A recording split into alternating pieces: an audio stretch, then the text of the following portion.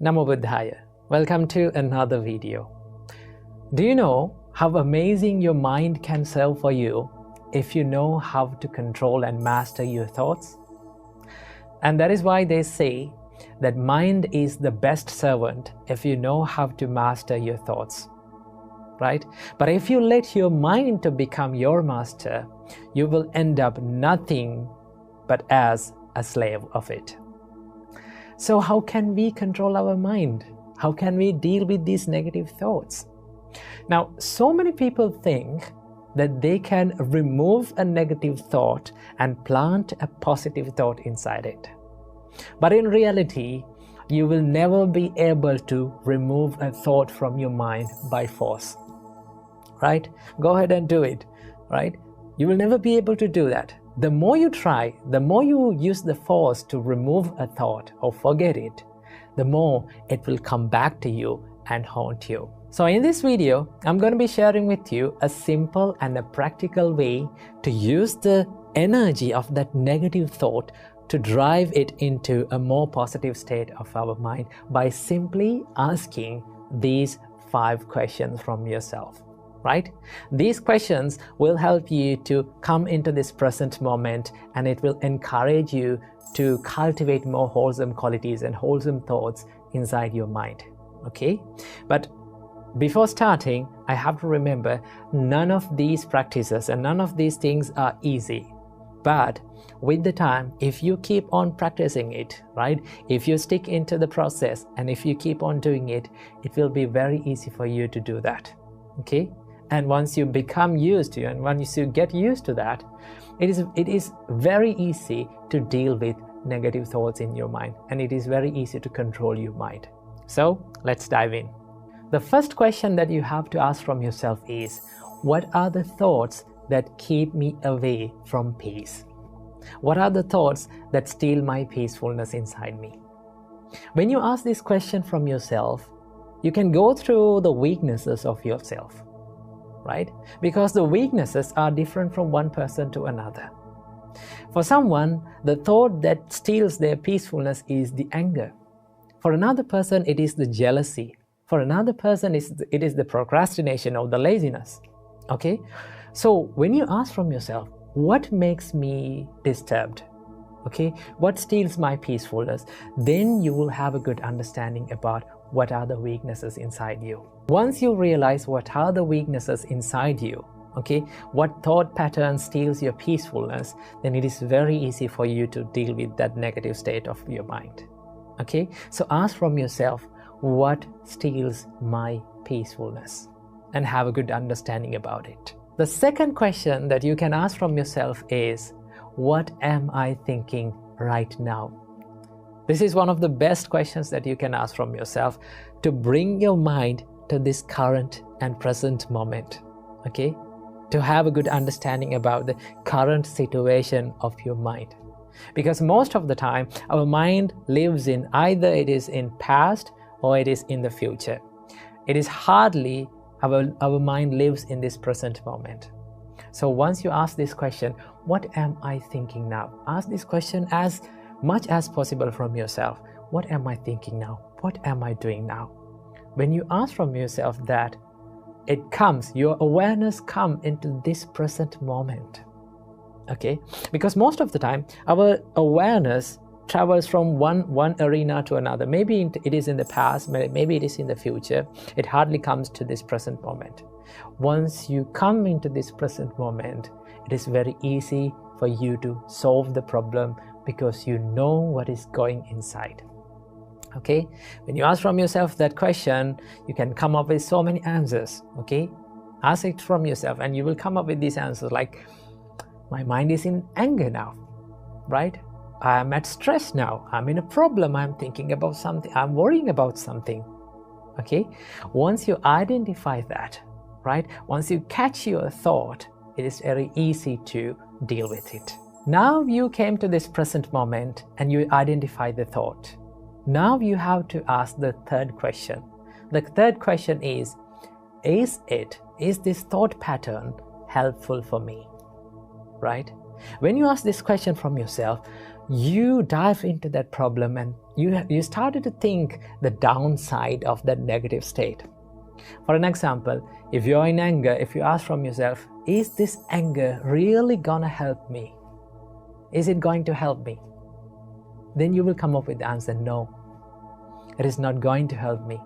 It only hurts me and the other person, right? It will lead to many problems. When you ask that question from yourself, it gives you the chance to think about the disadvantages and the downside of your thought patterns. The more you realize the disadvantages of your thought patterns, it is very easy to stay out of it, because you know that it is going to hurt. Because most of the time, we do things and we think without realizing and without thinking about the disadvantages of it. And that is why it is the best thing to ask from yourself that, is it really going to help me? Now you identified your state of your mind. Now you came to this present moment. Now you know that it is not going to help you. As the next question, now you can ask from yourself, what is the best thing to do instead of staying in this negative state, right? For an example, if you're in anger, ask from yourself, what is the best thing to do instead of staying in anger? Now, what should I do now? Then you will come up with the answer that I should forgive people. I should let go of this anger. You know, if I need to be at peace, right? If I need to find the peacefulness inside my mind, then I need to let go of this anger. Okay? I need to remove it. Now you come up with a solution. Now the best part is, the most amazing thing is, every one of us know what is good and bad. We know what to do and what not to do. Okay? Now for an example, let's say, now we know that too much sugar is bad for our health. But what we do, when we are going to make a teacup, we just pour some extra sugar into it. We put some extra sugar into it. We know it is bad, right? Without considering about it is bad, we do it. And that is why the correct thing that you can do is think about, what is the best thing that I can do now, right? Is it to forgive that people? Is it to let go of that jealousness? Is it to let go of that laziness and continue to work, right? When you think about that, you come up with a solution from yourself, okay? You find the solution through yourself. So ask this question from yourself, that what is the best thing that I can do to stay away from this negative state of my mind? Now you came up with a solution for your problem.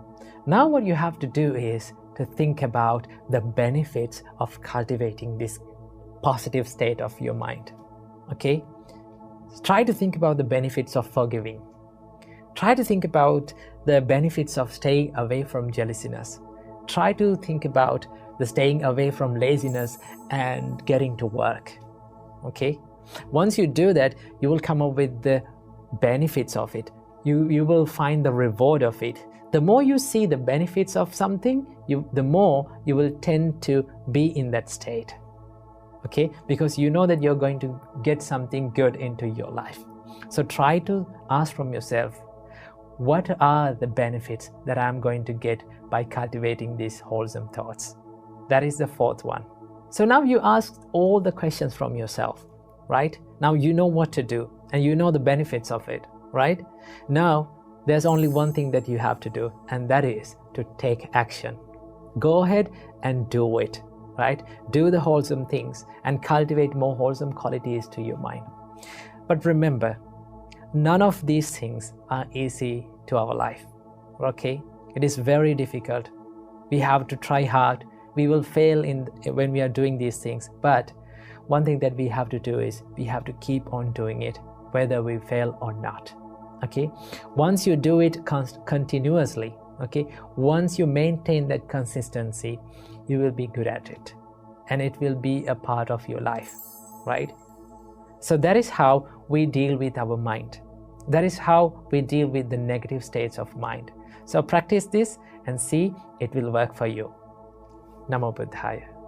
Namo Buddhaya. Welcome and welcome back to another video. If there is one thing in common in this world that all living beings search for, that is the happiness. We all like to be happy. We all seek happiness in this world. If I ask from you, would you like to be happy in your life? What will be your answer? You will say, of course, I want to be happy in my life. I want this peaceful state. I need to be in that. That is your answer. That is the answer of all living beings. Buddha says that all living beings likes to be happy and they seek the happiness. If you really think about our life, we are in a never-ending journey of pursuing happiness. Let me tell that again.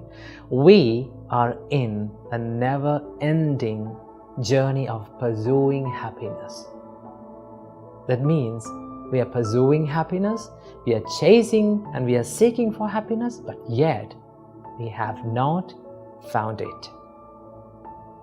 So, what is the reason for this not finding happiness?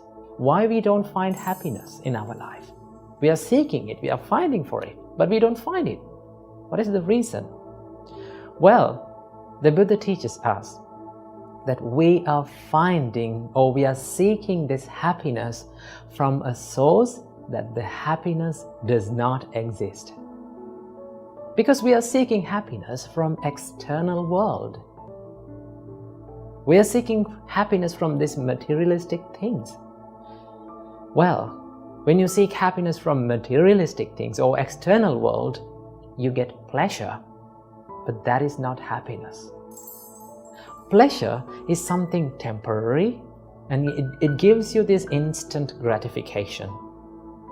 But in happiness, the happiness is long-lasting and it gives you this happiness or the contentment about yourself.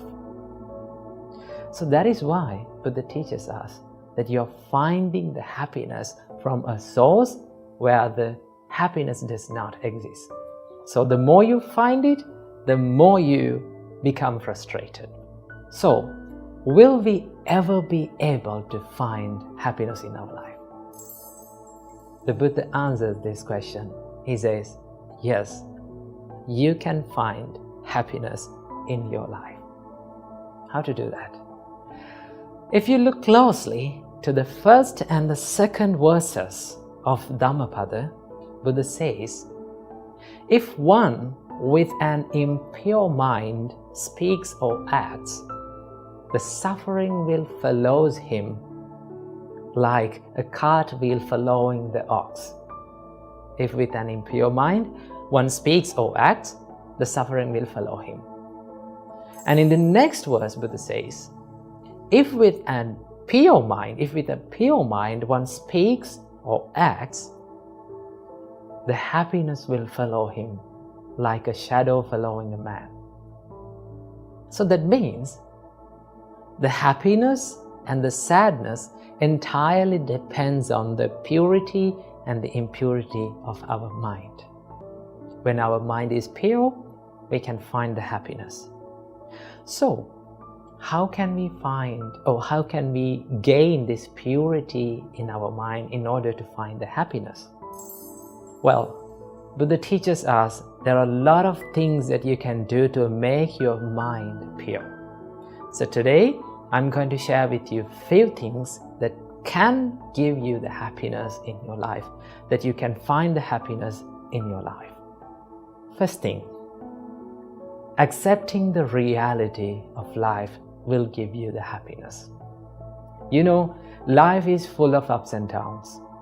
Sometimes you have good days, sometimes we have bad days, sometimes we have beautiful memories, sometimes we also have miserable memories. So life is not something that is going equally every day. Sometimes good, sometimes bad. When you realize this reality, you can face these situations successfully. Right? It is not always this bad experience makes us frustrated. It is our reaction towards this bad experience makes us frustrated. Whenever you get a bad experience or a bad day or a bad situation, tough situation, difficult situation, you have two choices.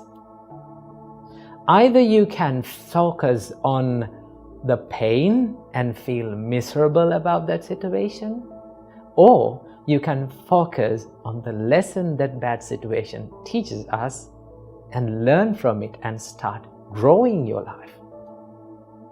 So, if you accept the reality of life, it is not temporary. Sometimes the people around us are not in our control.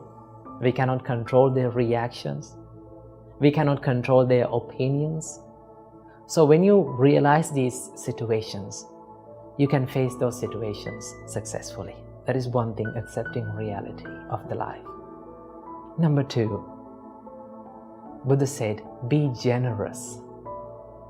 Practicing generosity is a major practice in Buddhism. Well, in Buddhism, the generosity is known as dana. In dana, Buddha says that you have to give without any expectations. We have to give and we have to dedicate towards others without expecting anything in return. That is one thing that we have to practice. Most of the time, we like to hold on to things or gather the things towards us. That is what people think. When you gather more, when you collect more things, you will get rich and you will gain happiness. But that does not give you the happiness. It will give you the pleasure, but it is temporary. So what we have to do, Buddha says, be generous, give, help others, dedicate a part of your life on behalf of others. When you do that, when you become more generous, let's say like this, you gave some foods to a poor person, let's say like that. When you see that person is having those foods and overcoming his hunger and making his life much better, you can be happy by seeing that. When you become happy like that, you feel happy about yourself, right? Nothing can give you that happiness. Like by eating a good food, by dressing a nice dress, you cannot gain that happiness. You don't feel happy about yourself, right? Let's say after hundred of years later, maybe 10 decades later, when you think about that incident, I gave this food to this poor person. When you remind that, you feel happy. Even then you feel happy. That means happiness is long-lasting. So Buddha says, be generous, help people, do something nice every day for a person. That is one thing we can do. And number 3, forgiving. Forgiving is one of the most important things that we can do to create happiness in our life. We have to forgive ourselves, also we have to forgive others too. Because forgiving, when you forgive, it doesn't mean that you are saying okay to others' mistakes. It's okay. No, you're not saying like that. When you forgive, you make your heart free. So when you forgive, it's not for that person, it is for you. And also we have to forgive for ourselves. There are so many mistakes that we all have done in the past. If you hold on to past, and if you make this present moment miserable, that will not give you the happiness. So what do we have to do? Whatever the bad thing that we have done in the past, we have to have this ability to forgive ourselves and start all over again. We all have that ability, right? We all have that privilege to start our life again and make it a better one. Okay? So no one is perfect in this world. We all have done mistakes. One thing that we have to do is to forgive and start doing good things. So these are 5 things that we can do to create happiness in our life. And also, there is one happiness that is called the ultimate happiness in this world that the Buddha teaches us. That is called Nibbana or Nirvana. That is the enlightenment. When you realize about the reality of this life, and when you remove this desire or the craving that arises within your mind, then Buddha says that is the ultimate happiness. Simply, the Nibbana means Ragakkayo, Dosakkayo, Mohakkayo, Nibbana. That means removing of the desire, anger, and the delusion of the mind is called the enlightenment. So that is the highest level of happiness that we all can reach. So when you practice these practices, all right, when you engage yourself in wholesome state, that will create you the happiness in the life. So practice these things and make your life a happier one. Namo Buddhaya.